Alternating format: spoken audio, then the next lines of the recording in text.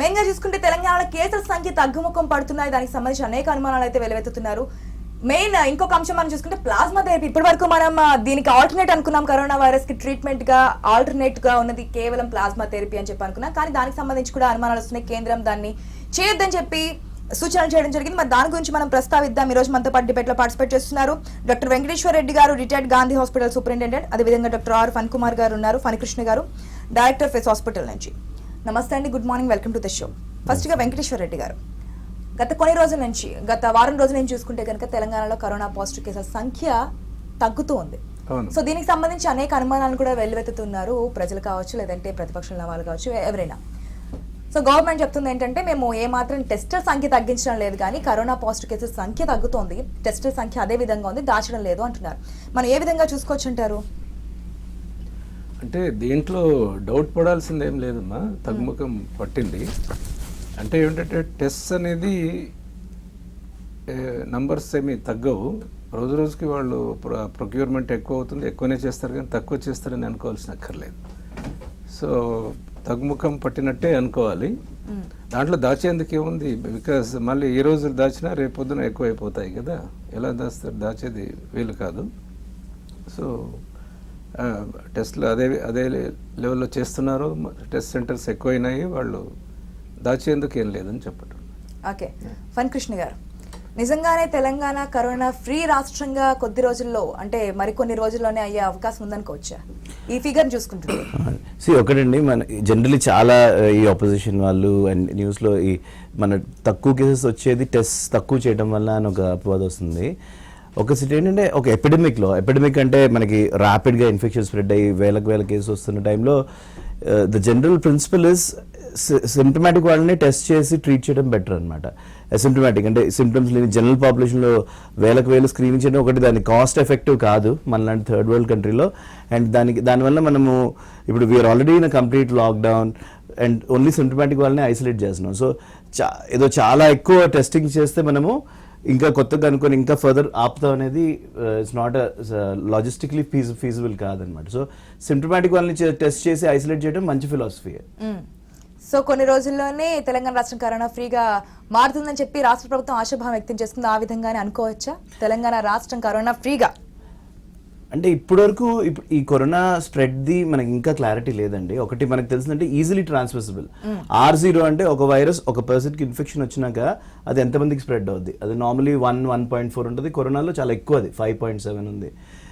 ఒక 1 వీక్ క్రితం జర్మనీలో కొంచెం టెస్టింగ్ చేశారు. ఏంటంటే జనరల్ పాపులేషన్లో చూసారనమాట. చేస్తే ఒక డిస్ట్రిక్ట్లో ఉన్న పాపులేషన్ మొత్తం చూస్తే దానిలో ఆల్మోస్ట్ 20% పాజిటివ్ వచ్చింది ఆ టెస్ట్.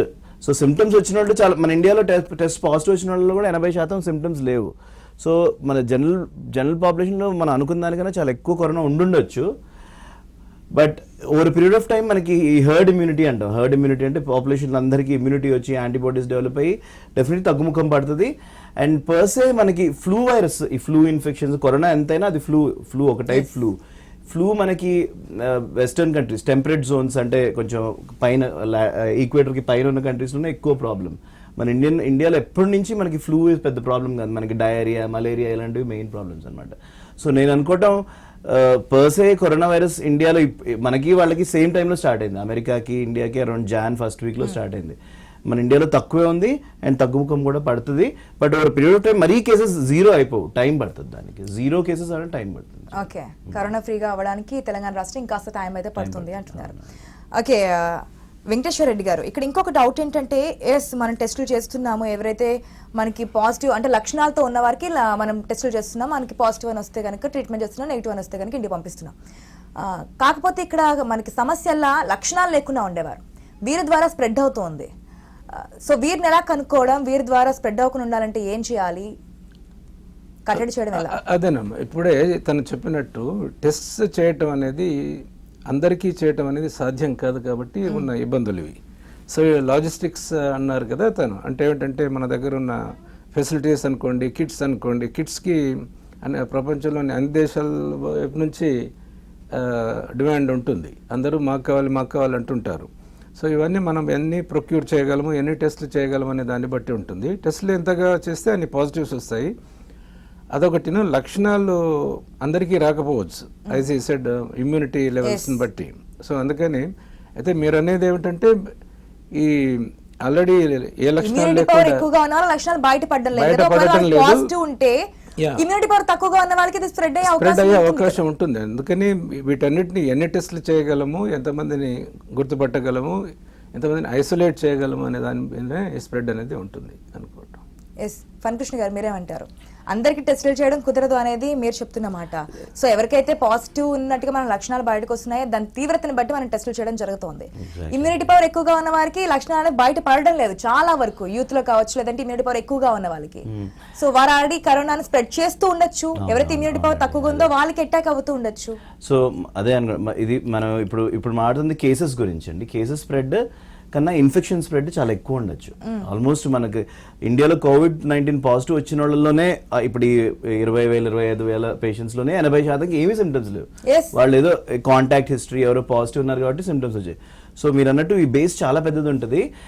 ఇప్పుడు మనం చేస్తుంది RT-PCR టెస్ట్ అండి. RT-PCR అనేది కొంచెం ఎక్స్పెన్సివ్ టెస్ట్, కొంచెం కాంప్లెక్స్ టెక్నాలజీ. దాంతో అయితే పాసిబుల్ కాదనమాట. మనం ఫ్యూచర్లో ఇప్పుడు మనము hepatitis B, HIV, hepatitis B వాటికి టెస్టింగ్ చేస్తున్నాం కదా, అవి యాంటీబాడీ టెస్ట్. యాంటీబాడీ టెస్ట్ మనకి వచ్చి అంటే ఒకటి రావటం మొన్న వచ్చింది, ఆ చైనా నుంచి కిట్స్ వచ్చాయి. ఇంకోటి అవి వ్యాలిడేట్ కావాలంటే ఇవి ఎంత సెన్సిటివ్ టెస్ట్, ఎంత యాక్యురేట్గా ప్రెడిక్ట్ చేయగలుగుతాయి అనేది వ్యాలిడేట్ అయితే ఆ యాంటీబాడీ టెస్ట్ వచ్చినప్పుడు మనము జనరల్ పాపులేషన్లో చేయొచ్చు. అప్పుడు మనకి కరెక్ట్ ఎంతమందికి ఇన్ఫెక్షన్ తెలుస్తుంది. దాంట్లో మనకి నిర్ధారణ అనేది కరెక్ట్ గా రావడం అనేది అవుతుంది. రిజల్ట్ అనేది తేడా వస్తుంది, పాజిటివ్ నెగిటివ్ వస్తుంది, నెగిటివ్ పాజిటివ్ వస్తుంది, నెగిటివ్ వచ్చినది కూడా లాస్ట్ లో మళ్ళీ పాజిటివ్ వస్తున్న సిచ్యువేషన్. అంటే యాంటీబాడీ టెస్ట్ స్క్రీనింగ్ టెస్ట్ అండి. స్క్రీనింగ్ టెస్ట్ అంటే ఇప్పుడు లక్షల మందికి మనము PCR టెస్ట్ చేయలేం కాబట్టి లక్షల మందికి యాంటీబాడీ టెస్ట్ చేసి పాజిటివ్ వచ్చిన వాళ్ళకి డౌట్ఫుల్ అనేసి మనము ఈ టెస్ట్తో కన్ఫర్మ్ చేసుకోవాలి. ఇప్పుడు హెచ్ఐవికి కూడా ఇప్పుడు ఎలిజా అని ఒక టెస్ట్ ఉంటుంది, దాంతో మనం టెస్ట్ చేస్తాం హెచ్ఐవికి. ఆ పాజిటివ్ వచ్చిన వాళ్ళకి వెస్టర్న్ బ్లాట్ అనే PCR టెస్ట్ అనమాట, దాంతో కన్ఫర్మ్ చేసుకోవాలి. అలాగే యాంటీబాడీ టెస్ట్ చేయాలి. But antibody test as of now validate అవ్వలేదు, but it's matter of time. ఇప్పుడు మనకి మొన్న ఇండియాకి వచ్చిన kits they send them back, but already వేరే యూరోప్లో, యూఎస్లో యాంటీబాడీ టెస్ట్ వచ్చాయి విత్ మంచి యాక్యురసీతో ఉన్నాయన్నమాట. అదే and as over period time production పెరిగినప్పుడు మన ఇండియా కూడా వస్తాయి. అలా వచ్చినప్పుడు మనం పాపులేషన్ టెస్టింగ్ చేయొచ్చండి. నేను ఇందాక అన్నట్టు మనము ఈ కరోనా చాలా ర్యాపిడ్గా స్ప్రెడ్ అయ్యే వైరస్, R0 చాలా ఎక్కువ. సో పాపులేషన్ బేస్ మనకి ఎఫెక్ట్ అయిన వాళ్ళది ఇంకా చాలా చాలా ఎక్కువ ఉంటుంది అనమాట దీనికన్నా. బట్ దానివల్ల మనం పానిక్ అయ్యేదిగా అవసరం లేదు. The mortality in India, for example ఇండియాలో చూసుకున్నారంటే మనం డైలీ డెత్స్ రోజు ఇవాళ 9 ఇవాళ 8 చనిపోయారంటే అది చాలా పెద్ద నెంబర్లో ఉంటుంది. But when you look at it, ఇండియాలో ఆన్ అన్ యావరేజ్ మన ఇండియాలో number of deaths every day, అంటే అన్ని రకాల డెత్స్ ఇండియాలో ఒక 40,000 ప్రతి రోజుకి 40,000 చనిపోతారు. కరోనాకి ఇప్పుడు 3 నెలల్లో 900. జస్ట్ ఫ్లూ డెత్స్ తీసుకున్నాం అంటే ఇప్పుడు యూరోప్లో, యూఎస్లో the flu months October to February ఆ 5 నెలలు ఫ్లూ వైరస్ ఉండేది. ఆ టైంలో ఆ వేరే కంట్రీస్లో ఆల్మోస్ట్ 5,000 to 7,000 పర్ మంత్ చనిపోతారనమాట. సో ఇది ఈ కరోనా వైరస్ ఈజీలీ స్ప్రెడ్ అయ్యే వైరస్ అయినా కూడా, అండ్ మార్టాలిటీ డెఫినెట్లీ ఫ్లూ కన్నా కొంచెం ఎక్కువ ఉంది, బట్ మన ఇండియాలో అంత ఎక్కువ లేదు, అండ్ ఆ మార్టాలిటీ కూడా అంత ఎక్కువ లేదు. సో మనం ఓన్లీ ఇప్పుడు లాక్డౌన్ కానీ టెస్టింగ్ కానీ we should be aggressive in selected groups. ఎలా అంటే ఇప్పుడు మనకి ఇప్పటివరకు తెలిసింది కరోనా వైరస్ గురించి, మార్టాలిటీ ఇన్ లెస్ దెన్ 65లో చాలా తక్కువ. Mortality in less than 65, most of the deaths 85% of the deaths abroad కూడా ఓవర్ 65 ఏజ్ వాళ్ళకే అవుతున్నాయి. అండ్ లెస్ దెన్ 65 వాళ్ళకి ఇప్పుడు మీరు ఎస్పెషల్లీ ఇండియన్ డేటాలో చూస్తున్నారంటే లెస్ దెన్ 50 అలా రేర్లీ అవుతున్నాయి, యంగ్ వాళ్ళలో కూడా అవుతున్నాయి. But less than 50 age group లో just less than 0.2% death rate అనేది తక్కువ ఉంది. అదే నేను అంటున్నా, ఎస్ ఇమ్యూనిటీ పవర్ ఉంది, ఇమ్యూనిటీ పవర్ ఉన్న వాళ్ళని దీన్ని తట్టుకునే స్ట్రెంత్ వాళ్ళకు ఉంటుంది కాబట్టి లక్షణాలు బయట పడడం లేదు. కానీ దీని ద్వారా వీళ్ళ ద్వారా స్ప్రెడ్ అయ్యే అవకాశం చాలా ఉంది కదా, వీళ్ళని ఎలా మనం కనుక్కోవాలి? 130 కోట్ల పాపులేషన్ లో అసిమ్టమాటిక్ అంటే ప్రతి పేషెంట్ పాసిబుల్ అసిమ్టమాటిక్ అయ్యి ఉండొచ్చు. సో వాళ్ళకి RT-PCR చేయడం కుదరదు అనమాట. అనేది ఓన్లీ యాంటీబాడీ టెస్ట్ వచ్చినప్పుడే ఫినాన్షియల్ లెవెల్, లాజిస్టిక్ లెవెల్లో అలా పాసిబుల్ ఉండొచ్చు మనం. అంతేగాని ఇప్పుడు హాస్పిటల్స్లో కానీ దేనిలో కానీ మనం ఓపీడీకి వచ్చే ప్రతి పేషెంట్ని మనము RT-PCR చేయాలంటే అసలు మన కంట్రీ అంత బేర్ చేయలేదు అనమాట, అంత ఎక్స్పెన్సివ్ టెస్ట్. యాంటీబాడీ టెస్ట్ వచ్చేవరకు, యాంటీబాడీ టెస్ట్ వచ్చినప్పుడు అప్పుడు జనరల్ పాపులేషన్ స్క్రీనింగ్ లాగా మొదలు పెట్టచ్చు. సో అప్పటి వరకు ఇదైతే వ్యాప్తి అవుతూనే ఉంటుంది. దానికి పాజిటివ్స్ ఉన్నాయండి, నెగిటివ్స్ ఉన్నాయి. వ్యాప్తి అవడంలో హర్డ్ ఇమ్యూనిటీ వస్తుంది అనమాట. హర్డ్ ఇమ్యూనిటీ అంటే జనరల్ పాపులేషన్ అంతా ఇమ్యూన్ అయిపోతుంది అనమాట. సో అది కూడా ఒక పాజిటివ్ అడ్వాంటేజ్. అది వైరస్ కంట్రోల్ అయ్యే విధానం అదే ఫైనలీ. మనకి అన్ని వైరస్కి మందులు లేని వైరస్, ఇప్పుడు దీనికి యాజ్ ఆఫ్ నో మనకి ఏం యాక్సెప్టెడ్ ట్రీట్మెంట్ లేదు. అలాంటిది బాడీ ఇమ్యూనిటీ డెవలప్ అయ్యే కంట్రోల్ అవుతుంది. ఏమంటారు వెంకటేశ్వర రెడ్డి గారు? అవునండి, యాంటీవైరల్ డ్రగ్స్ డెవలప్ చేయడం అంత ఈజీ కాదు, బ్యాక్టీరియాని చంపడం ఈజీ. అందుకని ఎన్నో యాంటీబయాటిక్స్ వస్తూనే ఉంటాయి over a period of time. But ఇవి మాత్రం యాంటీవైరల్ డ్రగ్స్ చేయటం కష్టము. అందుకని అఫ్ కోర్స్ ఆయన చెప్పినట్టు దానికన్నా ఈ వ్యాక్సిన్ రావటం ముఖ్యమండి. వ్యాక్సిన్స్ వస్తే ఎంతో ఎంతో కంట్రోల్ అవుతుంది. అయితే మన తన అన్నట్టు యాంటీబాడీ టెస్ట్ అనేది ఏదైతే స్క్రీనింగ్ టెస్ట్ వచ్చే వరకు కొంచెం ఇది కష్టమే. వస్తే చాలామందిని స్క్రీన్ చేయొచ్చును. మనకేమిటంటే ఓన్లీ ఇప్పుడు యాజ్ ఆఫ్ నో ఈ టెస్టింగ్ సెంటర్స్ కూడా చాలా తక్కువ, నాట్ ఓన్లీ ఇవి కంపేర్ టు పాపులేషన్. అయితే అందరికీ మైండ్లో ఏముందంటే అందరూ టెస్ట్ చేసుకోవాలనే ఉంది, ఏదైనా పాజిటివ్ అనేది అందరికీ ఉంది. అయితే ఆ ఫెసిలిటీస్ అయితే లేవు. ఎవరు వాళ్ళంతా వాళ్ళు వెళ్ళి వాలంటరీగా అడిగినా కూడా ఎవరు చేయరు. వాళ్ళు స్ట్రిక్ట్ క్రైటీరియా పెట్టుకున్నారు, కాంటాక్ట్ హిస్టరీ అలా ఉంటేనే. అయితే దీంతో కొన్ని ఇబ్బందులు అయితే ఉన్నాయండి. చిన్న రెస్పిరేటరీ సిమ్టమ్స్ అలా ఉండి నాకు తెలిసి ఒక ప్రెగ్నెంట్ లేడీ ఒక 12 హాస్పిటల్స్ వెళ్ళాల్సి వచ్చింది. ఏది వాళ్ళు ఎక్స్పెండిచర్ పెట్టుకోగలిగి కూడా వాళ్ళకి ఆపరేషన్ చేయాల్సిన అవసరం ఉండింది. చాలా తిరగాల్సి వచ్చింది, ప్లేస్ టు ప్లేస్. ఎవరు యాక్సెప్ట్ చేయలేదు, ఎవరో ధైర్యం చేసి ఎవరో చేశారు పాపం, సి సెక్షన్ చేశారనుకోండి. అంటే మనకు తెలియకుండానే ఎంతోమంది సఫర్ అవుతుంటారు మన పాలసీస్ వల్ల. అయితే దాన్ని కంప్లీట్గా వీళ్ళు స్టడీ చేసి చేయటం అనేది అవసరం. అంటే మనం ఏమిటంటే ప్రైవేట్ హాస్పిటల్ చూడంగానే అది వాళ్ళను భూతంలాగా చూపిస్తుంటారు ఒక్కోసారి. అదేమిటో మరి ఆ కల్చర్ నాకు అదే అర్థం కాదు. దానికి సార్ అన్నట్టు మోర్ దెన్ అసిమ్టమాటిక్ అండి. అసిమ్టమాటిక్ వాళ్ళని టెస్ట్ చేయడం అది ఇంపాసిబుల్. 130 కోట్లు అందరినీ టెస్ట్ చేయాలి. ఒక ఎపిడమిక్లో జనరల్ అంటే మన ఎపిడమియాలజీ ప్రిన్సిపల్స్ ఉంటాయి, సైంటిఫిక్ ప్రిన్సిపల్స్లో ఎపిడమిక్ ఉన్న టైంలో అందరినీ టెస్ట్ చేయడం అనవసరం. ఆ రిసోర్సెస్ని ఓన్లీ సిమ్టమ్స్ ఉన్న వాళ్ళని ట్రీట్ చేయాలి. మోర్ దెన్ ఈ అసిమ్టమాటిక్ కన్నా మన దేశంలో ఇప్పుడు ఈ కరోనా వైరస్ వల్ల వచ్చే స్టిగ్మా, అంటే కరోనా వైరస్ వచ్చిన వాళ్ళని స్టిగ్మటైజ్ చేసి కొంతమంది చనిపోయిన వాళ్ళని బరీ చేయకుండా, క్రిమేట్ చేయకుండా, అలౌ చేయకుండా ఇళ్ళ నుంచి వెళ్ళిపోమని, ఈ భయంతో ఐ ఫీల్ సిమ్టమాటిక్ వాళ్ళు కూడా హాస్పిటల్ దగ్గరికి వెళ్ళట్లేదు అనమాట, చెకప్ చేయించుకోవట్లేదు. ఇన్ఫ్యాక్ట్ అది మనము మనం ఎడ్యుకేట్ చేసి విజ్ఞప్తి చేసి మన ఫిలాసఫీ కొంచెం చేంజ్ అవ్వాలి. ఆ స్టిగ్మా చేయడం అది ఎవరికైనా రావచ్చు, మీకైనా రావచ్చు, నాకైనా వచ్చినోడు తప్పు కాదు. సో ఐ థింక్ ఆ స్టిగ్మా వల్ల in fact lot of patient there is some study ఇక్కడ లోకల్ దీనిలో around only 10 to 15% of fever patients చెకింగ్కి వెళ్తున్నారనమాట. ఎందుకంటే ఈ భయం వల్ల అరే నాకు వస్తే మళ్ళీ సొసైటీ ఏమంటుందో, మా ఫ్యామిలీ మెంబర్స్ ఎలా ఉంటారు, నైబర్స్ ఎలా అంటారో, ఆ స్టిగ్మా మనం తీయడం ఎక్కువ ఇంపార్టెంట్ అందరికీ టెస్టింగ్ చేయడం కన్నా. లక్షణాలు అంటున్నారు, లక్షణాలలో కూడా మళ్ళీ ఒక తలనొప్పి. ఈ లక్షణం అనేది లేకుండా పోతుంది. ఫస్ట్ మన ఫ్లూ లక్షణాలు ఉంటే కనుక అది కరోనా మన సిమ్టమ్స్ కింద మనం చూసుకున్నాం. కానీ ఇప్పుడు తలనొప్పి వచ్చినా, బాడీ పెయిన్స్ ఉన్నా, లేదంటే గొంతు మంట వచ్చినా, స్టమక్ ఏకున్నా, ఏది ఉన్నా సరే కరోనా లక్షణం కింద రోజుకు ఒక సిమ్టమ్ మనకి బయటకు వస్తుంది. ఈ లక్షణం కింద బయటకు కనిపిస్తుంది. పెదాలు కూడా నీలి రంగులో మారడం, ఇవన్నీ కూడా రోజుకు ఒక సిమ్టమ్ బయటకు వస్తుంది. సో ఏ సిమ్టమ్ మనం కరోనా లక్షణం అంటే ఒక కరోనా వైరస్ అనేది మనకు తెలిసింది రెస్పిరేటరీ ట్రాక్ట్ ద్వారా వెళ్ళి kidney, heart, gastrointestinal tract, brain అన్నింటినీ ఎఫెక్ట్ చేస్తుందండి. సో ఒక పీరియడ్ ఆఫ్ టైం ఉండేటప్పటికి వేల సంఖ్యలో పేషెంట్స్ ఉండేటప్పటికి రకరకాల సిమ్టమ్స్ రికార్డ్ అవుతాయి. But still as of now fever, cough and breathlessness, ఈ గ్రూప్ ఆఫ్ సిమ్టమ్స్ వాళ్ళే ఎక్కువ ఇచ్చేది. ఎస్, విరోచనాలు రావచ్చు, తలకాయ నొప్పి రావచ్చు, బాడీ ఏక్స్ రావచ్చు. బట్ అది కరోనా అని కాదు, మీకు మోస్ట్ ఫీవర్స్ మాకు ఇన్ఫెక్షన్స్ డిసీజ్ ఏదొచ్చినా అది వాటికి ఉండే యూజువల్ సిమ్టమ్స్ అనమాట. సో బట్ ఎనీ ఫీవర్ ఈ 3-4 సింపుల్ క్రైటీరియాతోనే మనం వెళ్ళటం బెటర్ అండి. ఓకే, అయితే వెంకటేశ్వర రెడ్డి గారు, ఏదైతే ఇప్పుడు లక్షణాలు లేకుండా ఉండే వాళ్ళ గురించి మనం ఆడుకుంటున్నాం, దాన్ని కంట్రోల్ చేయడం మన వల్ల కాదు, టెస్టులు అందరికీ చేయడం కూడా మనకి అవకాశం లేదు అంటున్నారు. కానీ వీరి ద్వారా స్ప్రెడ్ అయితే కనుక ఇప్పుడు ఏదైతే 0 కేసెస్ అనుకుంటున్నామో మళ్ళీ మొదటికి వచ్చే ఛాన్స్ అయితే ఉంది కదా. ఇమ్యూనిటీ పవర్ తక్కువగా ఉండడం బట్టి ఏదైనా కాస్త సడలింపులు ఇస్తున్నారు కొన్ని రాష్ట్రాలకి. ఏదైతే ఈ కరోనా లక్షణాలు బయటపడని వాళ్ళు, పాజిటివ్గా ఉన్న వాళ్ళు మళ్ళీ సడలింపులో బయట తిరిగితే వారి ద్వారా మళ్ళీ స్ప్రెడ్ అయితే అప్పుడు సిచ్యువేషన్ ఏ విధంగా ఉండబోతుంది? అదేనండి, మనము అంటే మనకు రిలాక్సేషన్ ఇచ్చినా కూడా ఈ మినిమం క్రైటీరియా, ఈ సోషల్ డిస్టెన్సింగ్ కానీ, మాస్క్ కానీ అట్లాంటిది పెట్టి మనం స్ప్రెడ్ కాకుండా చూడాలి.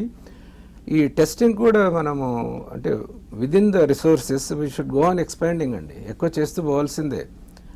మనం అంటే రిసోర్స్ క్రంచ్ అని కాకుండా నేను అనుకోవటం టెస్ట్ కిట్స్ కూడా it's not easy to get అనుకుంటాను.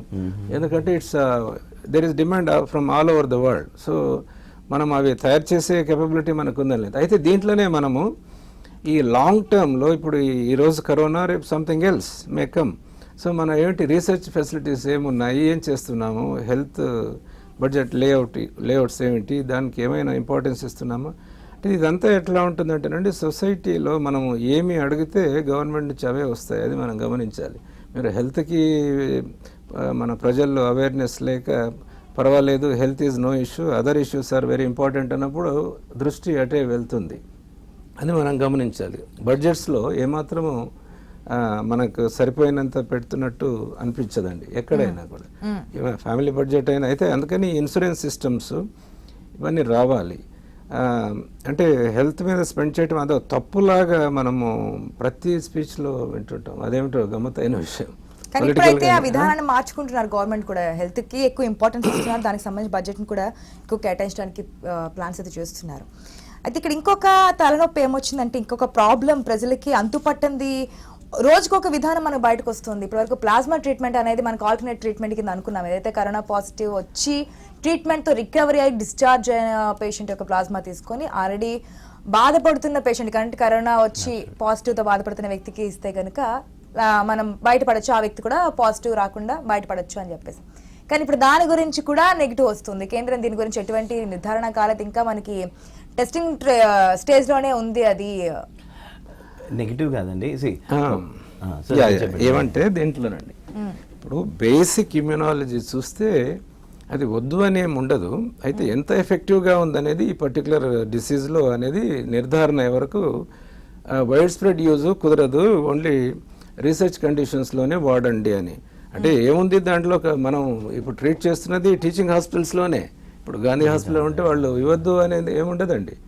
ఇప్పుడు మనం హైడ్రాక్సిక్లోరోక్విన్ ఇస్తున్నాం, అదేం అంటే ప్రాణాలకే ముప్పు అని చెప్పేసి ఉన్నప్పుడు ఏదైనా ట్రై చేయొచ్చును under the supervision of the specialist and doctors. అవి చేస్తూనే ఉంటారండి, మనం వద్దన్నంత మాత్రాన. అంటే ప్లాస్మా ట్రీట్మెంట్ చేయొద్దు అనేది కేంద్రం నేను చెప్పిన మాట కదా. ఆయన చెప్పారు, అయితే అంతగా దాన్ని మనం అంటే ప్రాపగేట్ చేయకండి అని చెప్పే మాట. అయితే రీసెర్చ్ సెట్టింగ్స్ లో చేయొచ్చునని చెప్తున్నారు.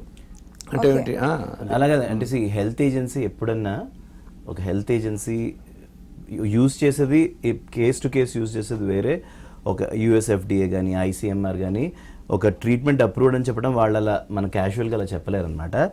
ఆ డిజీజ్లో స్పెసిఫిక్ ట్రయల్స్ ఉండి ప్రూవ్ అయితేనే చెప్పగలుగుతారు.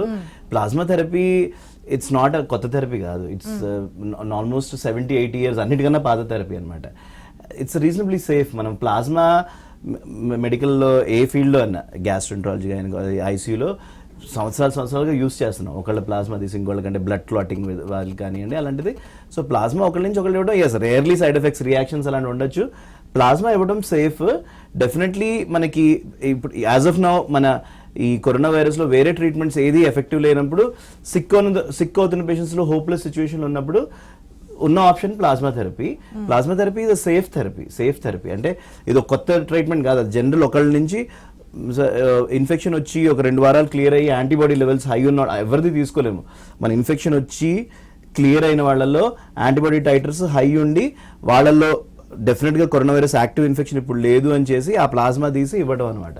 సో అది బయట అవుట్ సైడ్ ఇండియా యుఎస్ లో చైనాలో అక్కడ ట్రయల్స్ చేశారు కాబట్టి మన దేశంలో కూడా వస్తుంది, మన రాష్ట్రంలో కూడా తీసుకోవాలని చెప్పి ప్లాన్స్ అయితే చేస్తున్నారు.